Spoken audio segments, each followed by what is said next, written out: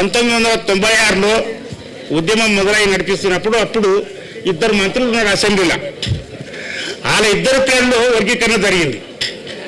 ఆ రోజు వర్గీకరణ చేసిన మంత్రులు ఎమ్మెల్యేలు ఎవరన్నా వేదిక మీద అంటే అది మోత్కపల్లి నరసింహన్న, ఏ చంద్రశేఖర్ అన్న. ఆ రోజు జస్టిస్ రామచంద్రరాజు కమిషన్ వర్గీకరణ ఏబిసిడి. నేడు 2025లో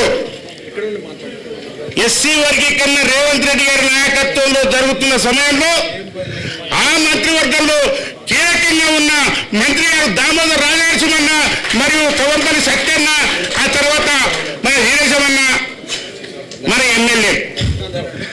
అది వాళ్ళకు దక్కింది, ఇది వీళ్ళకు దక్కింది.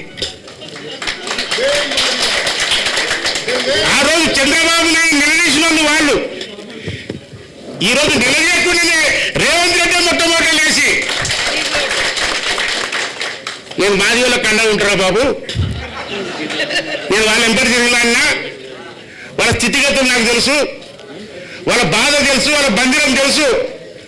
నేను ఒకటొక మాట చెప్తున్నా, తెలంగాణ రాష్ట్రం ఇస్తున్న సమయంలో సోనియమ్మ ఆంధ్రాలో కాంగ్రెస్ చచ్చిపోతున్న సార్ తెలుసు.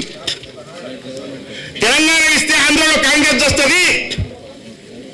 అయినా తెలంగాణ ప్రజలకు నేను మాటిస్తున్నాను, నేను తెలంగాణ ఇస్తానని చెప్పేసి అని ఇచ్చిన తల్లి సోనియమ్మ.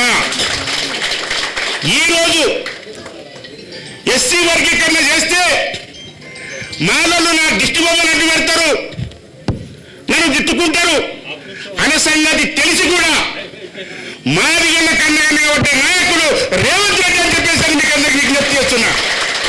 ఆయన మాదిగల దేవుడు. పండుగ 20 లక్షల మందితో 10 లక్షల డబ్బులు, 20 లక్షల జనం, పర్యటన కౌంట్ అటుపక్క ఇటుపక్క నిండాల. పవర్ పాయింట్ ప్రజెంటేషన్ చాలా ఇంపార్టెంట్. ఎందుకంటే పానకం మొత్తం తయారు చేసింది కాంగ్రెస్ ప్రభుత్వం, కానీ దాంట్లో కొంత కచ్చకాయంతో కూడా వాడేసాడు లేనిపోయింది. దాని గురించే పవర్ పాయింట్ ప్రజెంటేషన్ 4-5 రోజుల నుంచి క్లాసు జరిగింది. మన మాస్టర్ రాజనరసింహన్న మమ్మల్ని స్టూడెంట్స్ కూర్చోబెట్టుకొని 10 రోజులు చెప్పిండు.